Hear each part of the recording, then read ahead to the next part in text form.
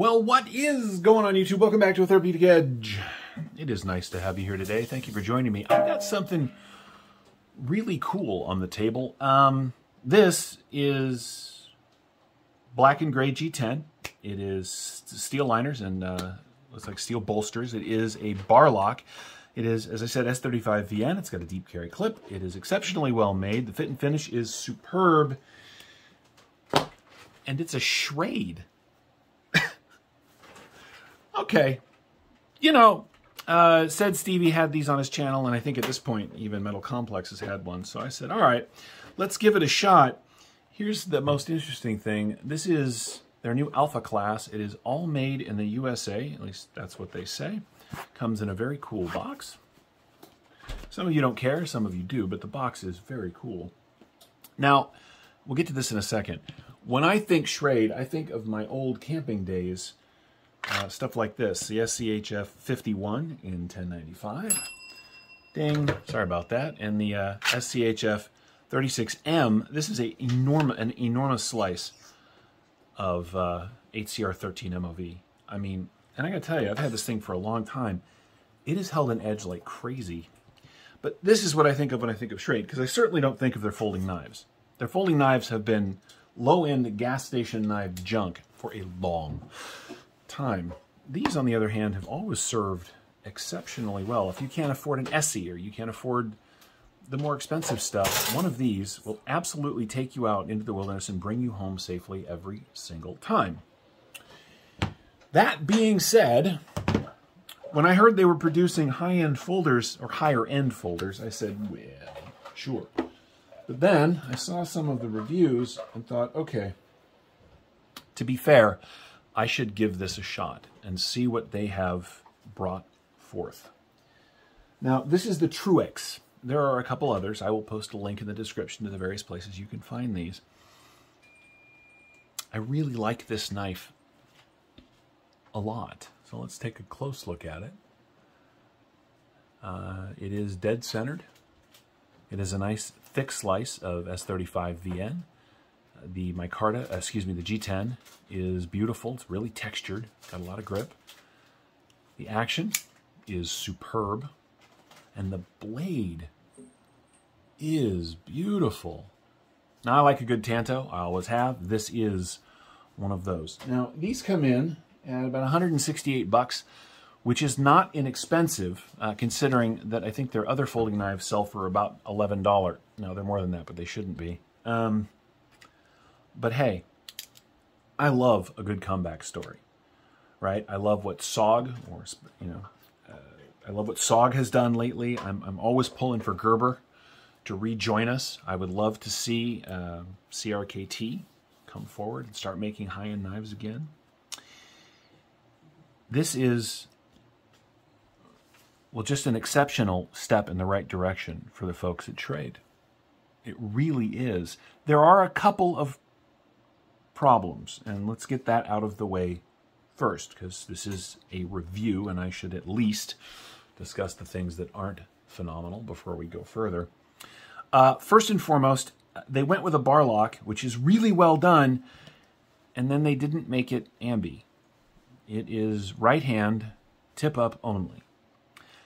That makes no sense at all. If you're going to go to the effort to use a bar lock, which, by the way, they've done a really nice job, drill the holes on the other side for the pocket clip. I mean, okay, that's one. And the other thing that I really don't like is the pocket clip itself. Now, it is wonderfully deep carry. That is not the question. Excuse my arm. It is stamped steel instead of titanium. It is very stiff, and because of where those screws are, you have to force even a piece of paper up to the very end. So really, that's about where you're going to be carrying the knife. Now, is that terrible? No. But it's very narrow, right? So there's not a lot of rise. I mean, not a lot of space underneath. I'm just saying they could have done better in those two places. They could have made it ambidextrous, and they absolutely could have done better on the pocket clip. Now, having said that, let's talk about what I do like. First and foremost, it is gorgeous. It really is. Now, that's a personal taste thing. I get it. That is entirely subjective, but I really like the way this thing looks. Second, it's exceptionally comfortable. Like just this sort of neutral handle shape. They've done a phenomenal job here. It's got a little bit of jimping in the steel liner back here because it's open construction, right, as you can see. And that jimping is in a really good spot if you need it. Now, I don't really do a lot of this with my knives, but it's there, and it does feel good in the palm. The S35VN Tanto Blade is done really nicely. The grind is even up both sides, right? It is a little taller on the clip side than it is on the show side, but it's even on both sides. So, okay. Thumb studs work really well. I haven't taken it apart yet. It is on bearings, by the way. I haven't taken it apart yet, but it looks like it has a free spinning pivot. I don't know for sure, but because there is a screw head on both sides, it kind of feels like maybe that's free spinning. So there's still some in the mix here. Now I can hear some of you saying, look, for $168 it has to be perfect. And I don't disagree, except anytime a company does this, made in the USA, which I am not designed in the USA, not put together in the USA. They are very clear, right, that this thing, let's see if I can find where it said it. They're very proud of that. Well, I mean, there, obviously, but I thought there was a piece of information in here. Well, maybe not. For some people, made in the USA is really important. And it is important. It's just not that important to me when it comes to pocket knives. But if you're going to say it, you better mean it. And so far they seem to. And here's the thing. We'll call it the Made in the USA tax. Manufacturing in the United States is considerably more expensive than it is anywhere else. This knife made anywhere else would have been, with S35BN, you could have come in at $100, $125. Steel liners, right? Steel bolsters. It wasn't that expensive to make. But if you're going to have it built here in the States, there's going to be a premium attached to it, and so we're at $170 basically. Now, having said that, there are a lot of knives right now in the $130 to $190 range, made in the USA. Hogue makes a bunch of them. Benchmade makes a bunch of them. That I think this knife is competitive with. So why should you care? Well, Schrade is a knife company that has been around in one form or another. It's not the same company it was 25 years ago, of course. It's been bought and sold a couple of times. But the name alone has been part of my outdoor experience forever. The Old Timer series from Schrade, is camping and hunting knives, been around for 1,000 years, it feels like. If we want more reasonably priced, made in America stuff, and we do, we have to support stuff like this. Now, luckily, they've produced a knife that I really enjoy. I mean, it could have sucked. It could have, but it doesn't. It's really nice. So good on you, Schrade. I will, in fact, I'm going to pick up the other one. I can't remember what it's called off the top of my head. Their whole Alpha Class series. The leader of the Schrade pack. The Alpha Class of knives harbor all the natural traits of the true Alpha. A born leader, powerful, confident, and protect. Okay. Anyway, advertising aside, I'm going to buy the knives in this series because I want to support Schrade the corporation in doing this. Okay, now, that took a long time to get to. Let's move on to the knife itself. You get 3 inches of cutting on that S35VN blade on 3 1/4 inches overall.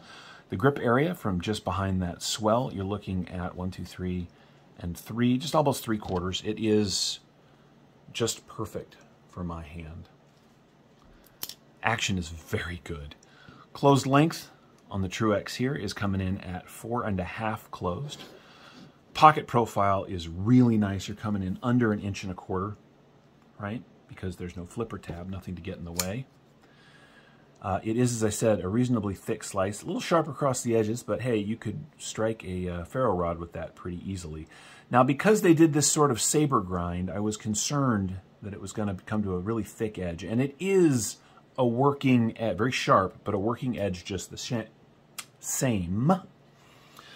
It's not, you know, it doesn't come down to a razor like this thing.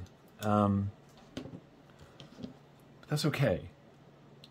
For you lanyard fans, it's got a really big lanyard spot back here. I will say the detent is a little soft. You can swing it out fairly easily. But I think that they could go with slightly heavier Omega-style springs in here and probably fix that.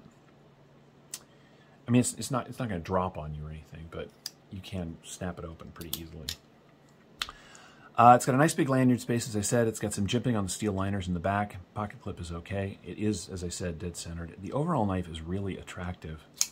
Overall length from tip to tail is 7.5, right? So it's not a monstrously sized knife. Let's do some size comparisons while I've got it on the table. Here it is against the PM2. As you can see, it is considerably smaller than the PM2. Let's move that down. And then we'll do the Para 3. It is bigger, longer than the Para 3, and you get more cutting area, of course. What else do we have on the table that's fun? Oh, here it is against the SOCOM Bravo from the folks at Microtech. Sorry, just couldn't help myself. Here it is against the Bug Out.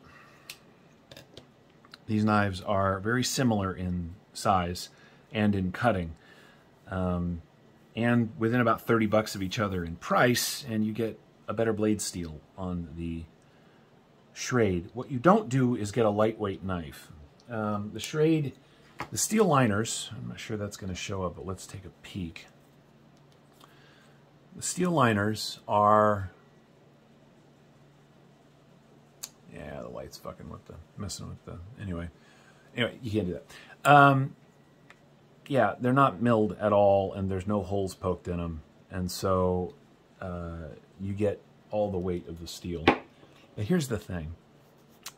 This kind of Tanto blade, this shape of handle is clearly designed to be a working tool.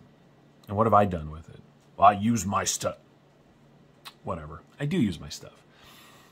But in my daily life, I don't have a lot of purpose for shredding a knife real hard. So what do? I cut some old seatbelt material, I cut paracord, I cut some rubber tubing. I did a little feather sticking with it just because it's got a nice flat on that Tanto style blade. And I got to tell you, this thing did everything I asked it to. I did not manage to mark up the blade, which has got sort of a gray coating on it. And it held its edge wonderfully. So whatever else Schrade is doing with their S35VN, they seem to be... Don't hold me to this because this is my only example. But they seem to be doing their heat treat very well, which is very cool. Do a couple of more size comparisons. Here it is against the Angry Watermelon.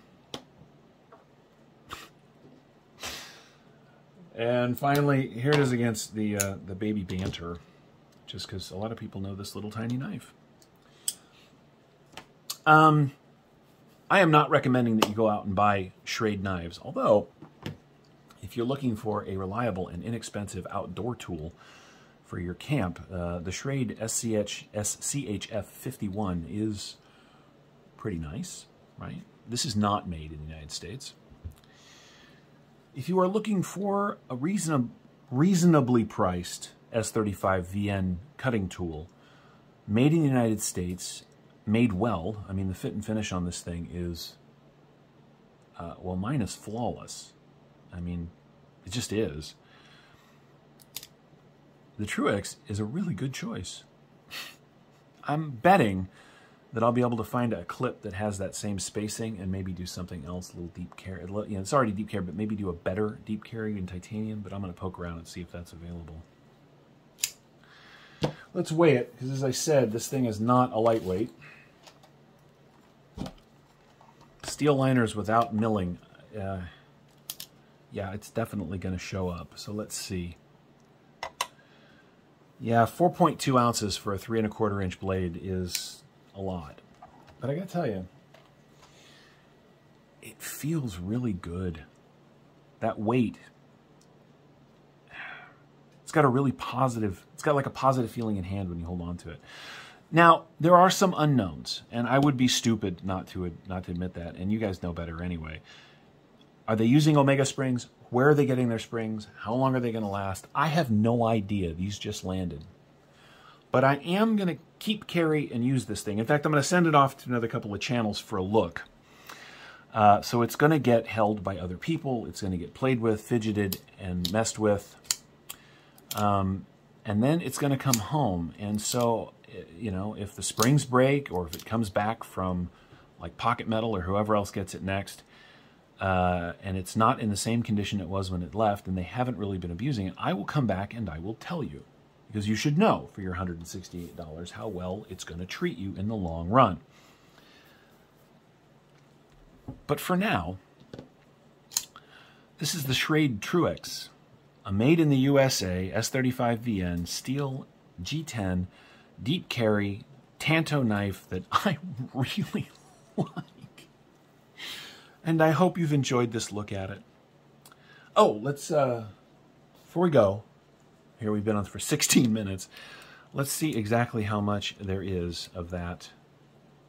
I think that it's 3 millimeters.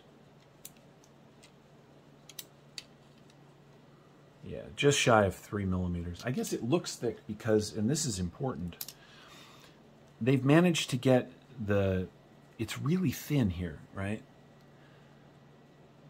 So the spacing between the blade and the handles is really tight. Now, a lot of budget knives come along and they just give themselves miles of room, right? This is a Sativian. There's a review of this coming later, maybe this week.